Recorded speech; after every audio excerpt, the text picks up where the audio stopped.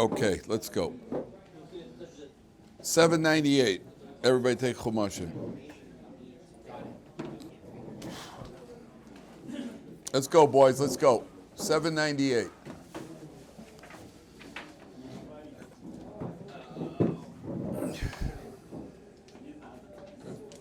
Africans. Rabbi Geffen. Rabbi Geffen. Are you joining us? Are you joining us for this year? Oh, what are you doing today? 798. 770? 770. I saw Rabbi Kaplan, this kapata.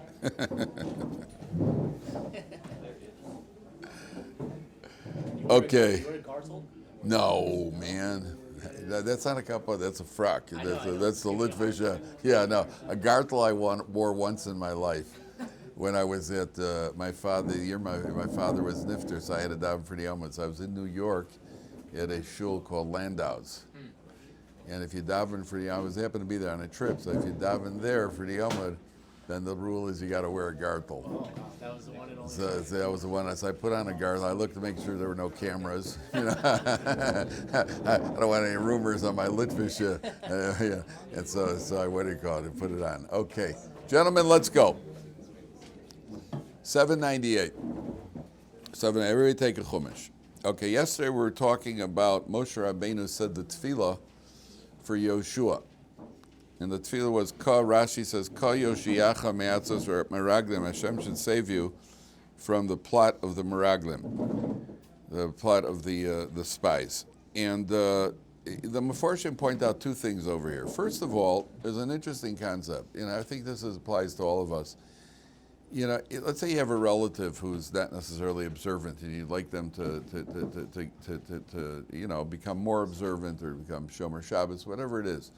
So then you daven that they should become spiritually more connected. The question becomes, how can you daven for somebody else if the Gemara says, Hakol bidei shamayim chutz miyira shamayim? Everything is in the hands of heaven, except for fear of God. The Gemara in Nida says, before a baby is born, then there's a decree. Is he going to be smart? Is he going to be foolish? Is he going to be rich? Is he going to be poor? It's all predetermined, except for is he going to be a tzaddik or a rasha? It's all predetermined. Person finds himself living in Cleveland, that was predetermined, right?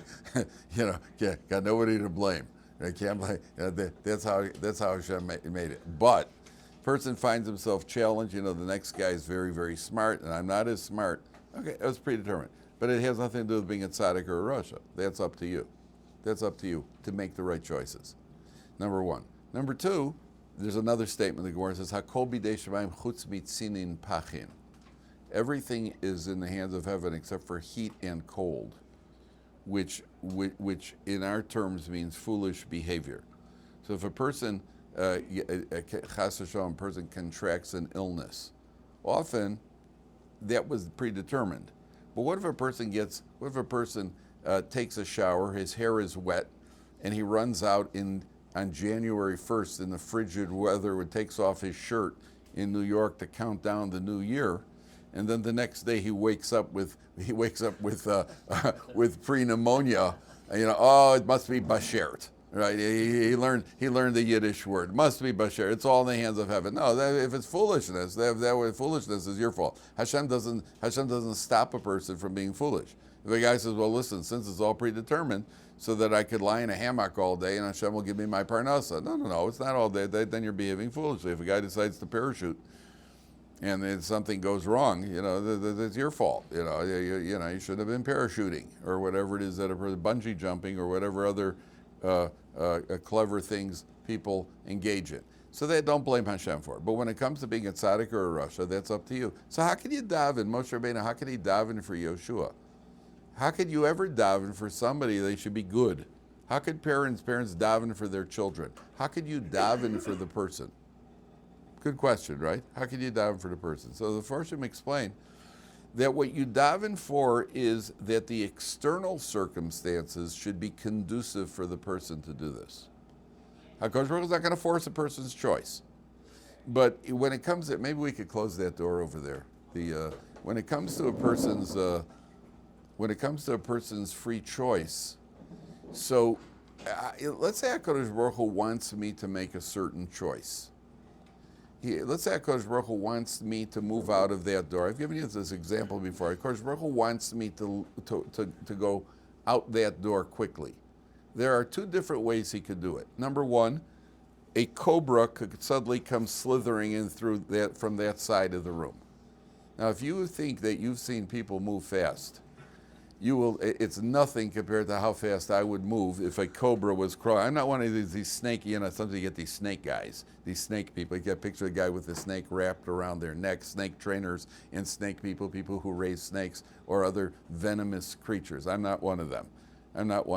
I raise chocolate chip cookies. That's what I raise. I don't raise snakes. If you want to put something around my neck, you can put a lemon meringue pie. I have no problem with that. Not a venomous snake. If a cobra was coming, so HaKadosh Baruch Hu, now, do I have free choice? I can stay right where I am. But HaKadosh Baruch Hu wants to move me. He doesn't manipulate my free choice. He just manipulates circumstances. The alternative would be that the door would suddenly be open, and I would see a $100 bill fluttering in the air, which none of you could see. Because I'm sitting there. You know how fast I would move for that $100 bill? Faster than the cobra, right? Faster. So HaKadosh Baruch Hu could manipulate circumstances. So HaKadosh Baruch Hu could suddenly create a situation where somebody's relative who's not necessarily observant, he has money invested, or let's say he's got a job and he loses his job. And because he lost his job, now he's got time on his hands. And because he's got time on his hands, he decides to go visit Israel. And when he visits Israel, the bus happens, he gets on the wrong bus, and he happens to end up at Ohr Somayach. And then he happens, the rest is history, right? Poor guy, right? So Moshe Rabbeinu is davening. You could daven for circumstances. Number one. Number two, the Mefarshim say over here that Yoshua and Kalev had two different approaches. They're different approaches. Yoshua's approach was from the get-go, Yoshua wasn't going to say anything. He did not join or pretend to be with the Meraglim. That carries there's a benefit. I'm not going to be influenced by them. But there's a risk. The risk is a physical risk. If they pick up that you're not with us, maybe they might not like it so much. So you're not risking your spiritual level because I'm not with you at all. Kalev, we're going to see, and we'll see as the story plays out, Kalev does it a different way. He pretends to be with them. He doesn't show any disagreement until the last minute. Well, the risk factor there is that as long as you're pretending to be with them, you may get swept in with them. So there's no physical risk for Kalev because all along he's showing that he's with them, but there's the spiritual risk because, what if you get drawn in with their plot? So Kalev and Yoshua have two distinctive approaches over here. Now, take a look at Pasuk Yud Zayin. Vayishlach osa Moshe lasuris eretz Canaan. Moshe sends them, 4 lines from the bottom on 798. Moshe sends them to check out the land of Canaan. Vayomer aleim alu zeh ba'negev, go up through the Negev. Va'alisam esahar, and go up the mountain. Now Rashi points out over here, when you go to buy something, whenever you go into a merchant, when he shows you his merchandise, he doesn't show you the best merchandise first. He shows you one product. He says, if that's it, then he upgrades constantly. That's how businessmen work, I guess, in most areas of it. You go in to buy a new car, the guy doesn't immediately show you a Lamborghini. First he starts out with this. No, I think I'd like to spend a little bit more. And he shows you a better model, until he gets to the higher. In Eretz Yisrael, the poorest area agriculturally is the Negev. You guys have been down to the Negev. It's hot. It's not the best. So Moshe Rabbeinu says, go up through the Negev, Va'alisam esahar, and then go up the mountain. But the Mefarshim take it at a deeper level. Moshe, what's Moshe's concern here? And we're going to see a common denominator. Moshe's concern is check out the spiritual level of the land. So let's see where are these people. We're not worried about fighting them physically. We want to know what's the spiritual level of the people in the land of Israel. The Negev, the Gemara. There's a statement in the Gemara that somebody harotza lahachkim. If you want to get wise, yadrim, go south. You want to get wise, go south. and that means location-wise. Go south. Nothing more south than South Africa. Yeah, well, he didn't say that far south. He just said go south. And I noticed that you're here. But he said hey, there's nothing more south than South Africa. Yeah, don't get me started. So how's the water situation there, Hoodie? Yeah, you still buying bottled water to store up because you only get water 3 hours a day? Yeah, Yeah, welcome to Israel, Hoodie. Electricity, anybody? Yeah, don't start. What do you call it? So it says, Harotza lahachkim yadrim, go south for wisdom. Wisdom is spiritual. The menorah, which is Torah, remember it says the menorah is in the south, its location is in the south. The north is associated with wealth. So you want to get wise in Torah, go south. Which I think what the Gemara means is that you can't focus on prosperity and materialism if you really expect to succeed in Torah, number one. Number two, the mountain is based on a Gemara that says that the Yetzer Hara is like a mountain. We have several Gemaras that indicate. It's like we have to climb this mountain. It's a relentless battle every day. Ever done mountain climbing? Back in the days when I did mountain climbing. So what's it called with the ropes, the free climbing. Yeah, back in the day. I must have been a previous incarnation because I don't remember doing it any time in this lifetime. But when you're trying to climb a mountain, I think Olympics, they train Olympics running up sand hills. They're runners. You run up sand hills, probably football players too. Do they do that? You got to run up sand hills. So a mountain, it's the relentless battle against the Yetzer Hara. The Gemara says a person's Yetzer Hara is renewed every day. We never got him licked. Never got him licked. He's always there. And if it's not one area, it's another area. If it's not in the area of food, it's in the area of getting up on time in the morning. If it's not in the area of getting up on time in the morning, it's being selfish. There's always a battle fighting, and it's a tiring, draining battle. He's called the mountain. So Moshe Rabbeinu is telling the Jewish people to aluze banegev uvalisa mesahar. Check out the spiritual level of the people of the land of Israel. And then he says, Uri'isa mesa aretz mahi. Check out the land. Ve'esham ha'yoshev aleha. Check out the people. Hechazaku herafe. Are they strong or are they weak? Hame'atu imrav. Are there few of them or are there a lot of them? Now, what does it sound like Moshe Rabbeinu is concerned here? What does it sound like Moshe? Are they strong? Are they weak? But remember what we said originally, that Moshe Rabbeinu was not sending the Meraglim to check out if. It was how. So on the basic levels, let's say it's a different strategy. If there's a lot of them, so we'll use one strategy. If there are fewer of them, we'll use a different strategy. If they're weak or they're strong, different strategies. But the Mefarshim explained that Moshe Rabbeinu was saying this isn't a message. We don't care about this. We're going to win anyway. We're going in there. We're not going to have an issue with them. I don't care how many there are. It's going to be a lesson to them and a lesson for the Jewish people in the future generations. Don't worry about the enemy. The lesson, what the enemy should know, guys, it doesn't matter how strong you are. No matter how strong you are, you're going to lose. No matter how many of you are, you're going to lose. Moshe Rabbeinu says the way you'll determine it is by watching them. Umaha oretz asher hu yoshev aleh hatova hi'imra. Is it a good land? Not a good land. Umaha orim asher hu yoshev bahena. The cities. Page 800. Do they have walled cities, or do they have walled cities, or are they in open areas? If they're in walled cities, then they're obviously not that strong, because they have to put up walls for fortifications. If they're out in the open, they're not intimidated by anybody. Then they're obviously strong people. Bring back the information. Let's see what they look like. Oh, we'll know how to go in. Then he says something very strange. Umaha oretz hashmeina hi imroza. Is the land rich? How does the article translate raza? Is it fertile? Is it lean? Hayesh ba eitz imain. Is there a tree? Literally, is there a tree there or not? V'schazaktem ulekachtem mipriya oretz. Strengthen yourselves. Take samples of the fruit. V'ayamim yemei bikurei anavim. Was where the grapes are first ripening.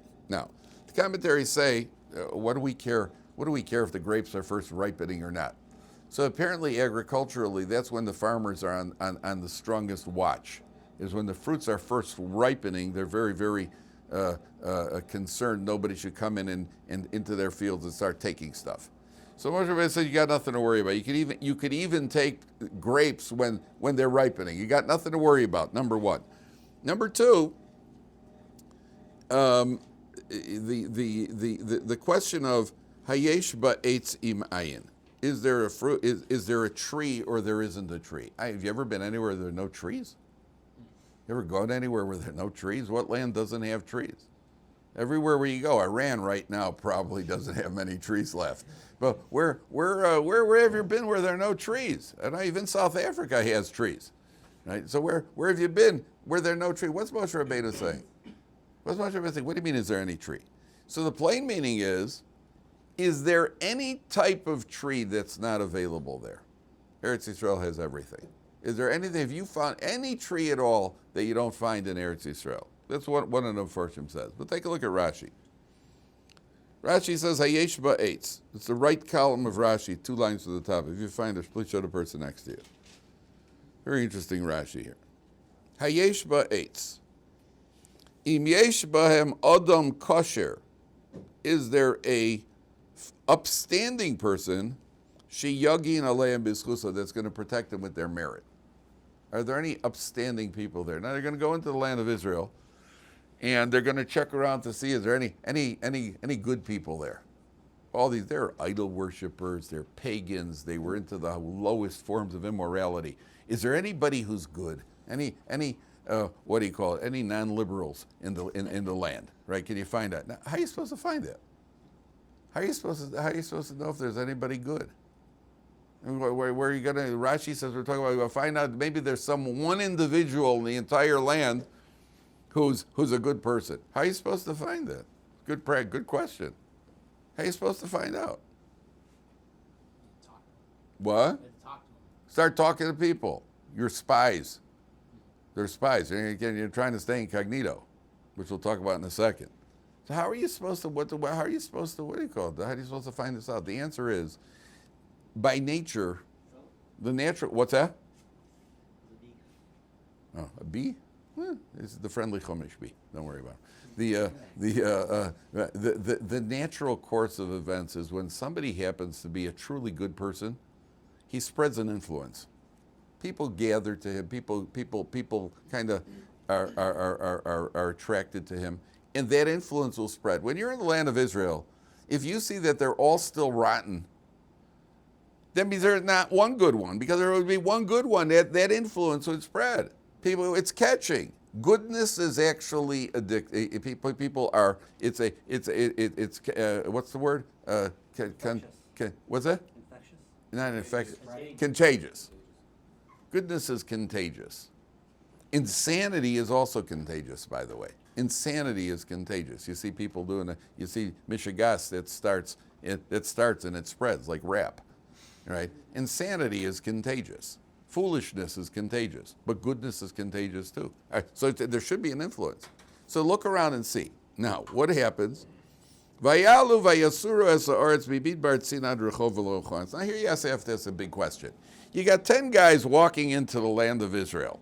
These are spies, a group of 10 guys. All 10 of them are wearing shtreimels, and they have beards and payas and gartels and bag, or whatever it is they were wearing. And every few minutes they got to stop to daven. So there's a minyan on the side over there. Like, imagine 10 guys in the airport, 10 Jews in the airport. You always find them. There's always a minyan in every airport, right? And all of a sudden you hear, Amen, Yehei, Shmei, Rabbi. That's a heck of a way to stay incognito over here. You're coming into the land of Israel, and you're not gonna get noticed. Now, how are you not gonna get noticed? 10 guys, you're not gonna get noticed walking through the land of Israel over here. And of course, they have to stop and have a mishmar somewhere, and they're probably carrying a portable chont pot, so the whole area smells of chont, and with all the minhag and everything else. And now these guys are going to stay incognito. Okay, so take a look in Pasuk of Gimel. I'm going to tell you something that's going to, Biddy, this is for you. Right? This will blow your socks off. So it says they go up through the Negev, and then take a look at Pasuk Chaf Gimel, 23. 7 lines. It's absolutely remarkable. Absolutely remarkable. It's a Chassam Sofer. It's just mind-boggling. Vayavo ad Nachal Eshkol. They come to a place called Nachal Eshkol, the valley of the cluster. Vayichrusu misham Zemora. They cut off a Zemora ve'eshkol and a cluster of grapes, echad. Vayisau bamot bishnayim. And they have to, and it requires 2 poles, which means 8 people to carry 1 cluster of grapes. Those are big grapes. Umina rimonim, pomegranates, ubidatainim in the figs. One guy held a pomegranate, one guy held a fig. A big fig. You know, a grape, you got to imagine how big these grapes were? That means, normally you go to somebody's house and they serve you, they bring out a bowl of grapes. In those days, they brought out a bowl of grape, right? I'll take a piece of grape, like when you eat a piece of watermelon. I'll have a piece of grape. They had seedless grapes, regular grapes, and I'll have a grape. That's how big the fruits were. Now, what was their purpose in taking these fruits? What was their purpose? What's that? Moshe said. Okay, and what was and why were they willing to do it? Why did they want to take these fruits? Because they're going to come back and show the Jewish people, hey boys, are you sure you want to start up with these people? Look at the size of their grapes. Imagine the size of the people. Now these are guys, listen, these are big grapes. And they still could throw grapes up in the air and catch it in their mouth. Right? So imagine how big their mouths are. Imagine how big they are. Their whole point here is to try to intimidate the Jewish people. They want to come back and show them, if the fruit is oversized and weird, imagine the people. The whole goal is to discourage the Jewish people. Now, that begs the question. What happened to Yoshua and Kalev? They didn't carry anything. Why not? Because they know that the point is to try to discourage the people. So Yoshua and Kalev don't get involved. Now, how many species is Eretz Yisrael blessed with? 7 species. Okay, 2 of them are not fruit at all. Wheat and barley. But then you have olives, dates, olives, dates, grapes, figs, and pomegranates. All right, so you have 7 species, 5 of them are fruit. How many species do they take back? They only take back 3. They take back grapes, pomegranates, and figs. What happened to olives and dates? Why didn't they take olives and dates? Okay, so Kalev and Yoshua refused. Each one of them should have taken one. But why did they specifically take these 3, knowing that Kalev and Yoshua wouldn't take? So why did they take these 3? What happened to the olives and the dates? Why didn't they take olives and dates? So to answer that question, take a look at 2 psukim. Take a look at Shmos Perek Tes Zayin Pasuk Lamed Aleph, 16:31 in the book. Keep your finger on the place here. Take a look at the book of Shmos, 16:31.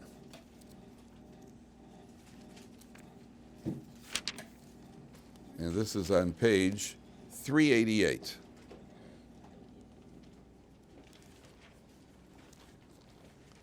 Page 388. Does anybody know the significance of that number? 388?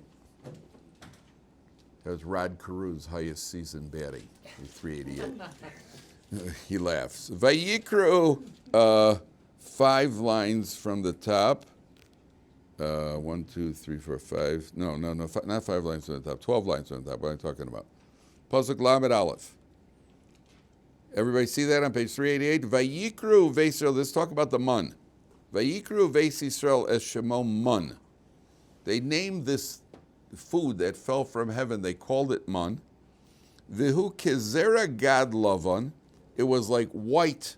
How does he call it? White. It was white. Vitamo ketzapichis bidvash. It tasted like a cake fried in honey. I don't know exactly, maybe a sufganiya, I'm not sure. But it tasted like a cake fried in honey. So the mun had a honey-like taste to it. Now, turn to Bamidbar 11:8. Turn to Bamidbar 11:8, which is in our book. 3, what do you call it? We had just last week's Parsha on page 786. 788, sorry. And look at Pasuk Vehaman kizra gadhu ve'eno ke'en habedolach. The mun, no,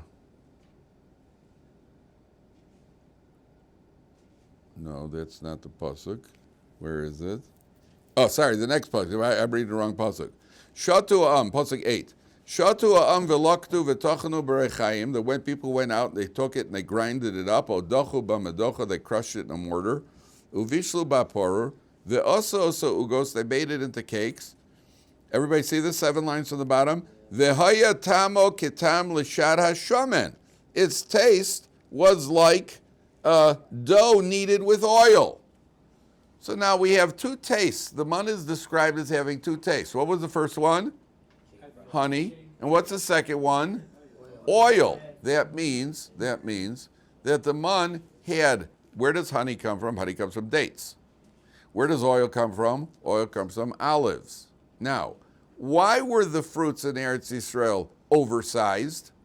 They were oversized because there's obviously some sort of heavenly energy that's being put into those fruits. But that heavenly energy that would have gone into the olives and the dates, where was that heavenly energy already used up? That went into the mun. That means that the olives and the dates were not oversized. The olives and the dates were regular sized olives and dates. Well, the last thing the spies want to bring back are fruits that are regular sized. Because if they're regular size, it's not going to discourage the people. Therefore, they don't take the olives and the dates. They take only the fruits that have that heavenly energy. Don't ask me, isn't there enough heavenly energy for both mun and the dates? There is, but that's what the Chassam Sofer says. Yes, Moshe. Why would Moshe be told or tell them to bring fruit if it was going to scare the people? Excellent, because Moshe was hoping that the people would see it for what it's supposed to be, that it's actually blessing. So it could go, data could be read 2 ways. Moshe is hoping they'll bring back the fruit, and the people will see that the fruit is a blessing, which we're going to see in a little while. Why?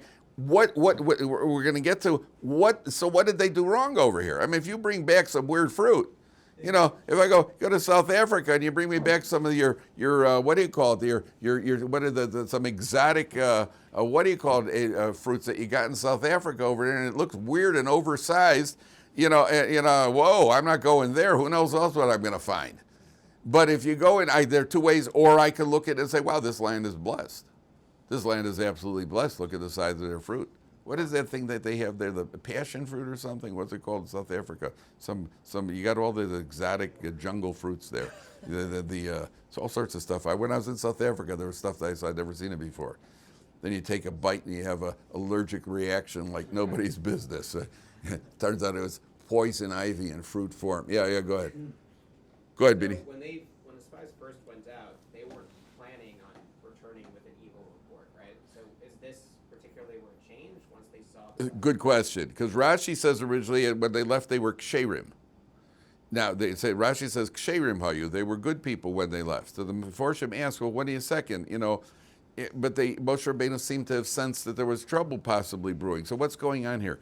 So one of the Meforshim says, you see, when you intend to do something wrong, your thought is not considered as if you've done something wrong yet. But when you then do something wrong, then retroactively you get nailed for the thought as well. So when they left originally, that's how some of them unfortunately, when they left, in other words, the question is being asked, were they good or they weren't good originally at the outset? The answer is they were okay, but if you have a negative thought in Judaism, when you have a negative thought, you're not tagged with a sin for the negative thought until later on.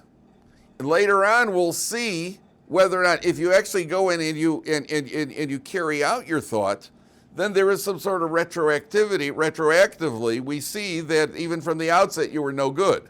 So it kind of plays on both sides of the ping pong table, that sort of thing. Yes, Hoodie. So if they were like normal size, the olive and dates, then why didn't Caleb and Yeshua take those? That's a good kasha. I don't know. The Chassam Sofer just says that that's a good question. He's asking, so why didn't Yeshua and Caleb take the normal sized one? It's not a Tosfos. He's giving an idea over here. But it's a good question. What's interesting is that he's accounting for the fact of why the olives and the dates would have stayed at normal size.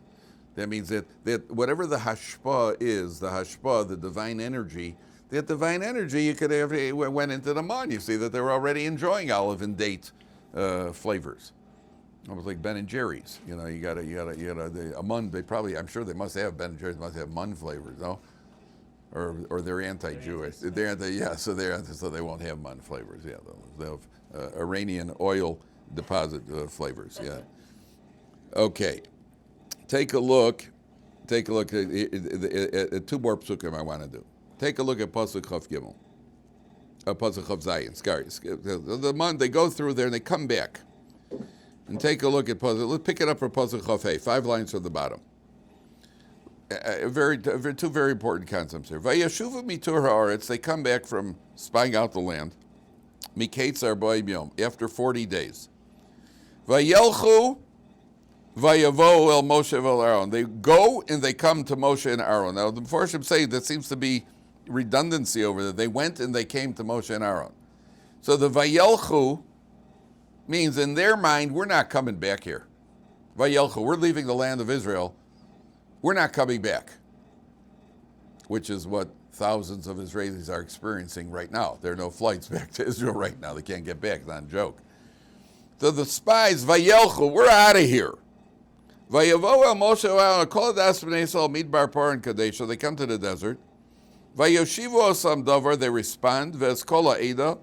Vayarum es priya aretz. First thing is they show them the fruit. They haven't even said anything. First, look at the fruit. Make sure, guys, hold the fruit up in very clear display. I imagine the people's reaction. They say, wow. Now this could go either way. Vayomru, pay attention carefully, gentlemen. Vayomru banu el aretz asher shachtanu. We came to the land. Vigam, and also zavas cholav udvashi. It's land that flows with milk and honey. Vizet pirya, and this is the fruit. So the first thing the Mefarshim say over here is, what do you mean vigam? So we came to the land, and also this is the fruit. What do you mean and also?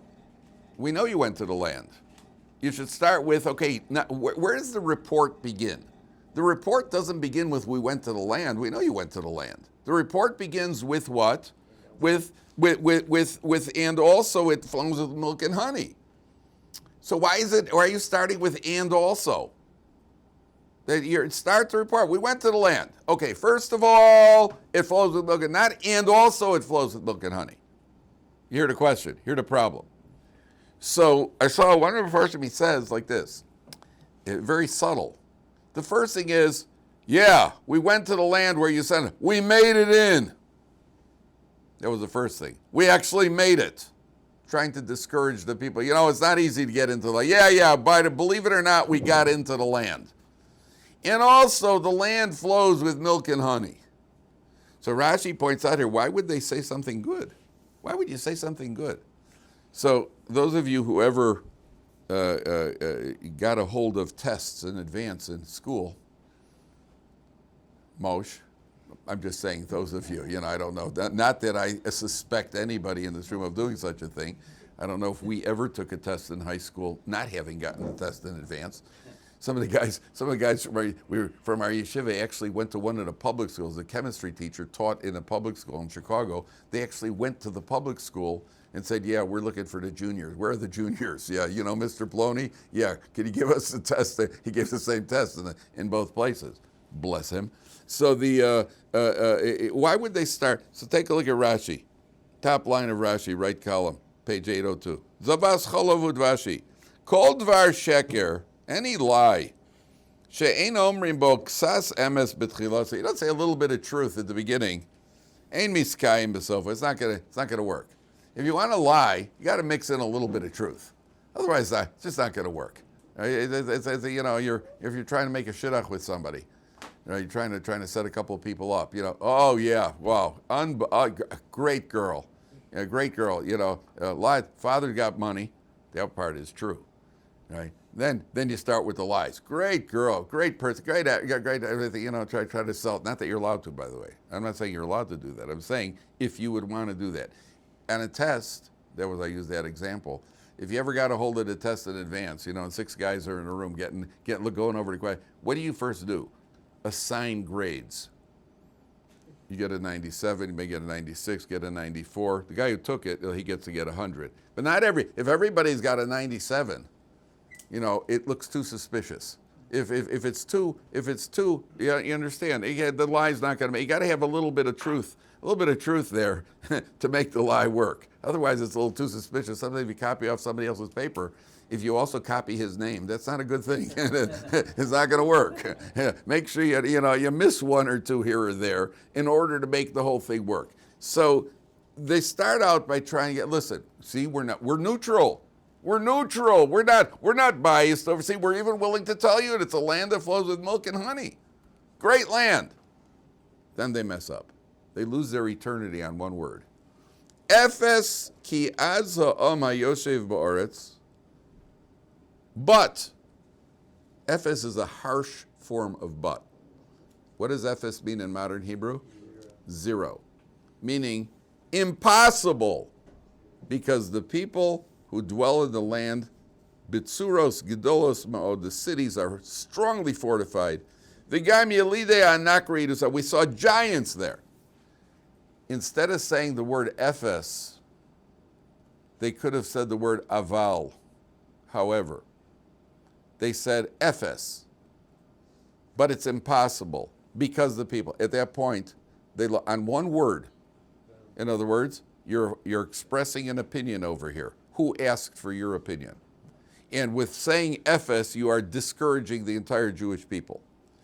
So, on one word, they could have lost their eternity. There's a story, I'll get to you one second. There's a story of the Vilna Gaon. Frightening story. The Vilna Gaon was once in a wagon. There's a prohibition, we say in the Shemona Esrei, V'la malshinim al tehi sikva.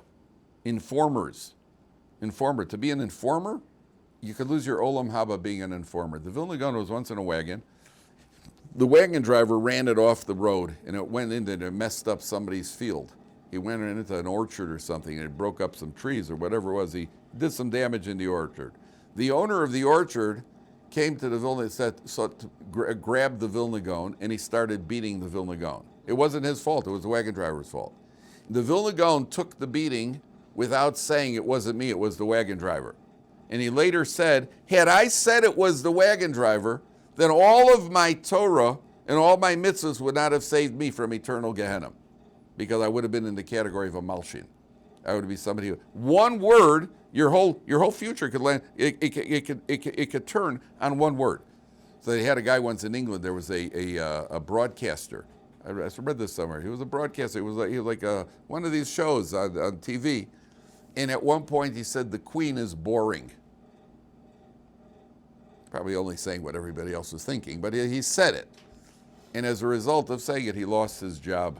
He was fired for saying the Queen. He lost. Here he was, a famous personality, and he lost on one word. He lost it. The word "ephes" is what cost them their what do you call it? Their eternity. There was a guy in South Africa. Here we go, hoodie. There was a guy in South Africa. True story. It was shortly after 9/11. He was getting on a plane, and he got to security. They said to the guy, "What have you got in your suitcase?" He said, "They got a bomb." Well, they didn't appreciate the joke, and he was sentenced, the punishment for making a bomb joke was somewhere between 5 and 25 years in prison. So I don't know what he got, but he got a lot of aggravation for one joke. Well, anyway, I made a joke, and he got 5 to 25 years in prison. There's another, I heard about a Shalach. This couple goes out, and the girl starts talking to the guy. And she said to the guy, I was in a cab the other day, and the cab driver got upset, so he swore. And he said, and she says to the guy what he said. She said to the bacher what the cab driver said, some bad word the cab driver said. She said, then she repeated, she said, could you believe it? That's what he said, blah, blah, blah. He said it again.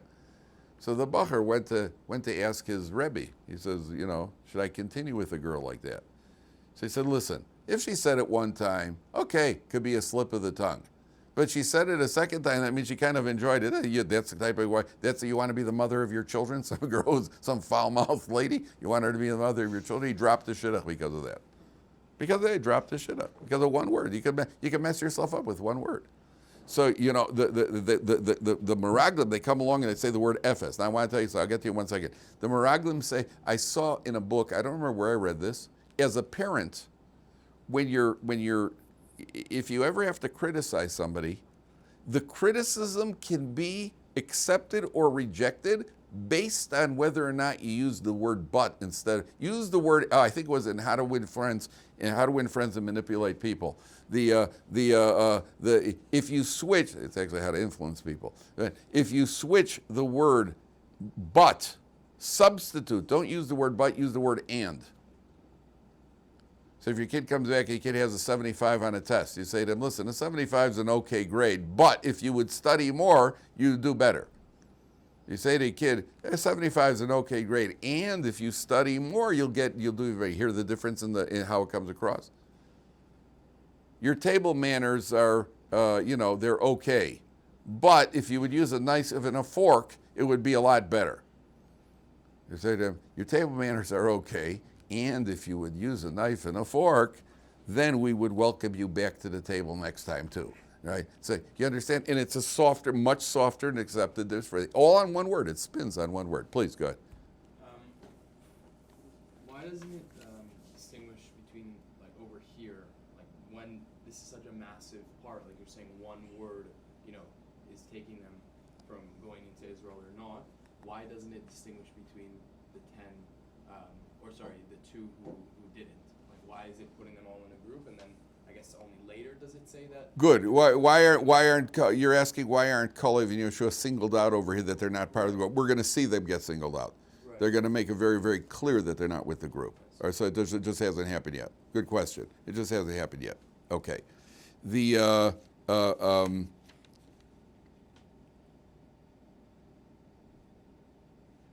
Okay. So now Kalev's going to speak up. All right, this we're going to leave for tomorrow. Okay, 5 lines from the top. Vayahaz Kalev. Well, we'll leave that for tomorrow. Page 802. Okay.